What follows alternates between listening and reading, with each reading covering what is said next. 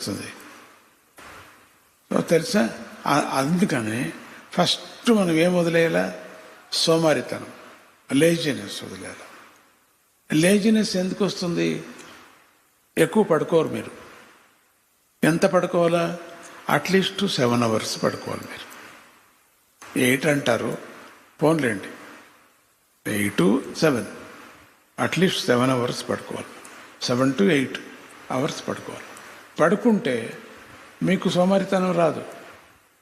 ఎప్పుడు దానికి కొంచెం ఎక్కువ ఇవ్వాలంటే ఎగ్జామ్ టైంలో కొంచెం ఎక్కువ ఇచ్చిన 5 hours పడుకున్నా చాలు.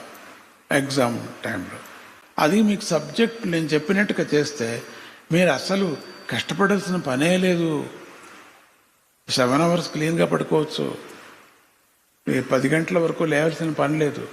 ఎందుకంటే మీకు వచ్చేసింది ఆల్రెడీ. ఏమో హోంవర్క్ చేసేసారు మీరు. ఇప్పుడు మనం హోంవర్క్ చేసిన తర్వాత హాలిడేకి వెళతాం. ఎవరైనా అడుగుతారు మా ఇంట్లో, లేక టీచర్స్, లేక అమ్మ, నువ్వు హోంవర్క్ చేసావో లేదో, రేపు మనం ఎక్కడో జాతరకు వెళుతున్నాం తెలుసా అని అమ్మ అన్నప్పుడు దడబడ హోంవర్క్ చేసేస్తాం. ఎందుకంటే 2 days మనకు లీవ్, హోంవర్క్ లీవ్ మనకు. అమ్మ అయిపోయింది అంటాం హోంవర్క్. నిజమైన అమ్మ అయితే చూస్తుంది, ఏది చూపించు నాకు అని చూసి చదువుతుంది. ఓ కరెక్ట్ నువ్వు హోంవర్క్ చేసావు, నువ్వు నేను నేను పిలిచిపోతా అంటుంది. నేను తీసుకుపోతా, నేను లేకపోతే తీసుకుపోను. నాన్న ఉంటారు, మీ అన్నయ్య ఉంటారు, మీ అక్కయ్య ఉంటుంది, నువ్వు హోంవర్క్ చేయాల్సిందే, నువ్వు ఎల్లుండి నువ్వు వెళ్ళాల్సిందే స్కూల్కి అని వెళ్ళిపోతుంది. తాను వెళ్ళిపోతుంది. సో అమ్మతో వెళ్ళాలి మనం అంటే హోంవర్క్ చేసేసేయాలి మనం. చాలామంది పిల్లలు చేసేస్తారు. ఆ రోజు హోంవర్క్ చేసేటువంటి పిల్లలు దండిగా ఉన్నారు.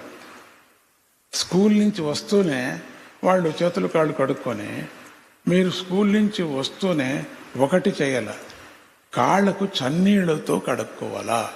జ్ఞాపకం పెట్టుకోండి. చన్నీళ్లతో కడుక్కుంటే మీకు ఆ బుద్ధి వికసిస్తుంది. చన్నీళ్లతో కడుక్కొని ఓటి వెచ్చగా ఉండే నీళ్ళని తాగాల. అంటే ఎక్కువ వేడి తాగనే కూడదు, ఎక్కువ చల్లగా ఉండేట్టు కూడా తాగకూడదు. మామూలుగా రూమ్ టెంపరేచర్ అంటే ఆ రూమ్ టెంపరేచర్గా ఉండే నీళ్లు తాగాల. తాగి బాగా తక్షణం వస్తూనే తినకూడదు. తినేస్తున్నాం మనం, అప్పుడు కొంచెం హోంవర్క్ చేసుకున్న తర్వాత తినేసేయాలి. సో పిల్లలు, ఇంకా సబ్జెక్ట్ దండిగా ఉంది, ఎంతైనా నేను చెప్పగలను. తెలుసా, మీరంతా ఇది విద్యార్థి జ్ఞానోత్సవ మధ్యలో ఒక 2-3 ఏళ్ళు పోయింది మాకు. ఈ కరోనా భయంతో అంతా కూడా తీసేసాం. మళ్ళీ చిగురుకుంది, మళ్ళీ ప్రారంభం చేయాలని ఆశ. ఎప్పటికి కూడా ఒకప్పుడు విద్యార్థి జ్ఞానోత్సవ కంటిన్యూస్గా ఒక 5-6 ఏళ్ళు చేసినప్పుడు, ఇప్పుడు కూడా పెద్ద పెద్ద ఉద్యోగాలు ఉండేవాళ్ళు పిల్లలు వచ్చి చెప్తూ ఉంటారు, స్వామి నేను విద్యార్థి జ్ఞానోత్సవకి వచ్చాను అప్పాజీ అంటూ ఉంటారు. దత్తాజీ నేను విద్యార్థి జ్ఞానోత్సవకి వచ్చాను, మీకు తెలుసా, మీకు జ్ఞాపకం ఉందే అంటూ ఉంటారు ప్రేమతో. భార్యను పిలుచుకొని పిల్లల్ని ఎత్తుకొని వస్తూ ఉంటారు. అవునా నువ్వు వచ్చావు విద్యార్థి, అదే విద్యార్థి జ్ఞానోత్సవ ఉంటే మా పిల్లల్ని కూడా ఇక్కడే వేయాలనుకున్నాను విద్యార్థి జ్ఞానోత్సవం అని అడుగుతూ ఉంటారు. చాలామంది అడుగుతారు. నేను విద్యార్థి జ్ఞానోత్సవలో ఉన్నాను, నేను బాగా రాణించాను, మంచి పని దొరికింది, నాకు బాగుంది, నాకు మంచి భార్య కూడా దొరికింది, నాకు మంచి మొగుడు దొరికాడు అని ఆడపిల్లలు అట్లా చెప్పుకుంటూ వాళ్ళు పిల్లల్ని కూడా ఎత్తుకొని వస్తూ ఉంటారు.